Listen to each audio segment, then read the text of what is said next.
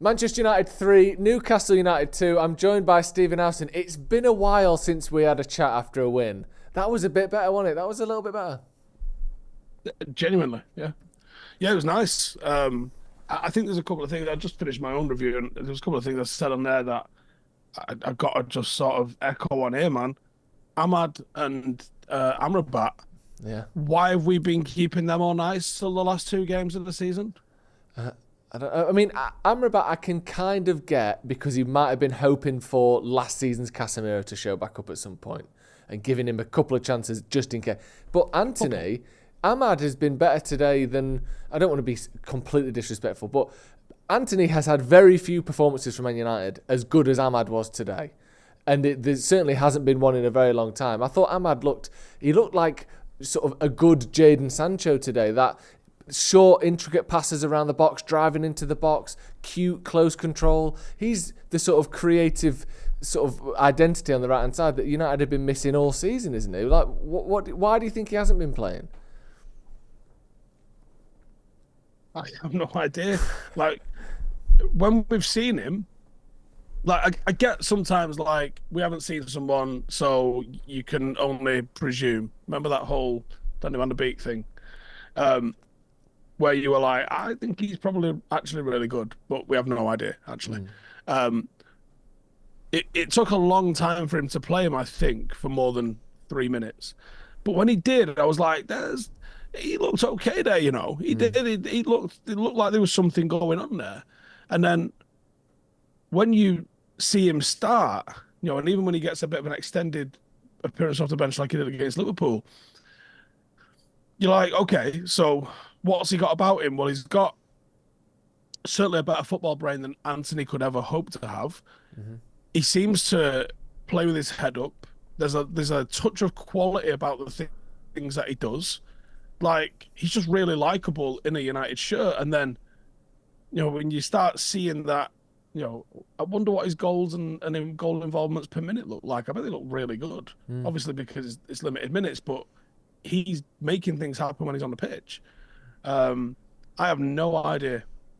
I wonder, like, is there any point asking Tanagi, getting an answer out of him, a truthful answer out of him? If you ask, like, why? I think the politics of football and the politics of business play a lot more of a role in football than we want to believe, I think. I think if Antony had cost 40 million, Ahmad probably would have started the last 15 games or the last 40 games. Like, I do think that it's a £90 million asset that is intrinsically tied to the manager's ability to scout and identify talent. He's something that the manager would really like to work and the club would really like it to work because they don't want to lose 70 million on him. It could just be as simple as that. To me, that's the most obvious conclusion. Or maybe Ahmad's really turned it on in training the last few weeks, but he's not 17, he's 22, isn't he? Or 21. He's young, but he's been himself for a little while. It seems so much more likely that Antony is playing a big role in why Ahmad hasn't played a little bit. Do you think that, or do you think that's a little bit cynical?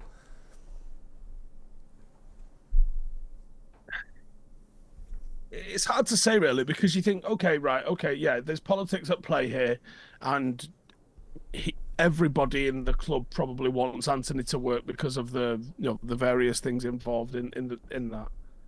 But you've lost Greenwood and you've lost Sancho. You've tried Garnacho on the right, you've tried Marcus on the right, and you didn't try him on the right. Looks quite damning in hindsight that now. When you go when he gets a chance, everyone goes, actually, he's fucking well good. It looks pretty bad on everyone involved actually that when he eventually gets a chance and you've fucking fumbled it all the way through this season playing other people out there, you know, you go, yeah, actually, and then you go, well.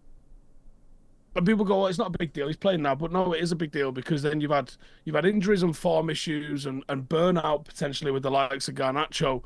Whereas you go, well, if Garnacho and Rashford had shared that position on the left a little bit more, and Ahmad and Antony shared the one on the right a little bit more, does everyone look a little bit fresher? You know, and obviously we saw a bit of a tactical experimentation, a little thing, tonight with Bruno playing the old false nine. I liked it, to be honest. And we overloaded midfield at certain areas. We were better in the first half, but we put in some good stuff tonight that was like really enjoyable to watch. Loads of positives. Yes, the score ended up a little bit tight. Newcastle kind of went all in a little bit at the end and just kind of tried to play it in a bit more of a frantic kind of fashion. But overall, I think from where it's been, Joe, in this last couple of months, and it's been literally fungus at the bottom of a barrel. I thought have my standards gone? Yeah, big time. Everyone's have, don't worry. It's not, you're not alone in that. But, I'm happy. Yeah. I mean, not to sort of focus on the lowering of standards by any means. On the other hand, I thought United going forward, Bruno I thought looked very good. Back, he puts in those performances where you just go, no one else can do what he's doing. The long range of passing, the sort of intricacy around the edge of the box, the ability to find people. I thought he was brilliant. But defensively, there was still the old 21 shots conceded kind of standard that we've set at the moment. Does that worry you, sort of, especially looking forward? I know it worries you, but do you see a way to fix that short term? Is it personnel? What's going on there?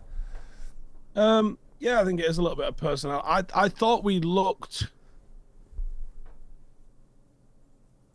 It's hard to say this because it'll get taken out of context as everything does in there. I thought we looked more stable with Amrabat in the midfield. And actually, to highlight this, there was a couple of times where Newcastle have broke through and Amrabat's the one making a tackle and trying to put pressure on it. And you think, right, where was the defence? Now, if you put an actual, defence that's, in its 20s, you've got half a chance here of maybe having your midfield and defence dealing with these situations, and then you don't concede, another 25 shots again. I think people go, well, it's been the same all season. Okay, but tonight I think it was slightly different reasons for why we've seen it all season. I think the midfield sort of linchpin in Amrabat did actually look like it was there for once. I think he was doing his job, but defending's a team sport. It's interesting at the personnel side of things because we've still got a centre mid playing at centre back, arguably our fifth choice centre back in Johnny Evans playing centre back. You got your first choice right back playing left back, and you got Wan-Bissaka who's, I mean, he lapses in concentration as sort of left, right, and centre with him at the minute. I don't know what's going on with him. Like, that is not a standard high quality functional back four, is it? Like, people are we're almost getting used to the fact that Casemiro is now just a centre-back and we're holding him to those same standards. But it's miles away, really, from where it would be if everyone was fit, isn't it? Do you think, like you said there, with a better centre-back and better sort of back four, we can start to see United come away from, 2.5 XG against us every game or whatever it seems to be at the minute? Yeah, I do, because I think when you've got... let's say what's our first choice defence? Obviously, we've just said goodbye to Varane tonight, but if you said our first choice Varane, first choice defence was Varane, Martinez, Diallo and Luke Shaw. Yeah. Well, one of those played tonight and he arguably played out of position. Yeah. So would our defence be better? Yes. Now, obviously, Varane's gone. I expect him to be replaced with, an international footballer in his mid-20s. Yeah. Who that is, I don't actually think it fucking matters. There's so many great centre-halves. Good centre-halves. Great's probably pushing it. There's so many good centre-halves out there that would come in and do what Varane was capable of doing for us. And we've seen it last year, mate. We've seen how good Martinez and Varane were. And I think that if you've got that, I'd even be tempted to try and find out, obviously about fucking 6 weeks ago, everyone was like, right, so we're not fucking signing Amrabat. I don't know, is it worth calling fucking Fiorentina's bluff and being like, right then, go on, do your favour. Yeah. Call it 50 quid. Like, you see what they say. They might not have watched last night. Yeah, we might be able to get him on a real sort of the discount we would have got from him in January. Just looking at the manager a bit, because obviously that's been just a constant conversation, hasn't it? We're 8th, I think, still, or we're 7th now. No, we're still 8th, level on points with Newcastle, who are in 7th, but far inferior goal difference. He spoke after the game, final home game of the season, talked about how brilliant the fans have been, best fans in the world. It's not been a great season, but these players will fight as hard as they possibly can to win the cup final next week. He got a very good response from the fans. Multiple cheers, rounds of applause. Obviously people aren't happy with this. There was a bit of an undertone of booing, though. You know that. I couldn't tell. I couldn't tell if that was Newcastle fans or United fans, so I wasn't going to be certain either way. But what definitely was, so there may have been some booing, but what definitely was from United fans was 2 or 3 very loud cheers talking about the cup final and certain things. Whether it's the booing and the cheering, are you surprised at all by how much support he does still have? Or do you think people are looking at the bigger picture and thinking, no one's been able to succeed, why would he be any different? No, I think in the ground, you generally get a lot more patience than you seem to get on fucking cesspits like Twitter, or I don't know, the comment sections of YouTube videos. It's not universal because Marcus got a bit of stick tonight. So it's not, and that's not to say that people inside the ground are better or more virtuous because they hold out a little bit longer. I'm just stating a fact that it does seem like there's a bit more patience inside the ground than you will find on fucking YouTube and Twitter, and you're an absolute sausage if you're going to argue against that because it's factual. I'm not surprised, no. Now, I think you still get individuals shouting and shouting all sorts of shit out there, as is their prerogative. But I think on the whole, most people understand the depth of the job that's in front of him. There are people saying get rid of him. I'm not going to say there isn't because there fucking clearly is. But I think the sentiment does feel like a bit of patience is required. And as I said to you before we started, I get the vibe from him. Either he's fully off his melon, or he's staying, and maybe even knows he's staying because the actions and words of him, and even the big fucking cheesy grin he had at the end of the game tonight, really don't ring true for a guy that's, I don't know, fucking dusting off Microsoft Word and trying to fucking update his CV, and try and find a new job next month. So, yeah, I get the vibe that he might have been pre-worded up that he's staying, and I think if he got the bullet now, it probably comes as a bit of a shock to everyone, including Ten Hag, I think. Yeah, which is a bizarre situation, isn't it, when you think where we are in the league? But, maybe the new owners or whoever it is, or United people fans... want too binary an answer, don't they? Yeah. And ultimately, not everything can be, why were we bad, manager bad? It's not necessarily, not necessarily why we're bad, manager bad. It doesn't always ring true. Sometimes it's true, and sometimes it's not true. And I think, having a bit more of a nuanced look at it, and the way Ineos have sort of marketed how they're going to do this, it seems like they're trying to paint themselves as this very methodical, scientific, tech forward-thinking sort of like football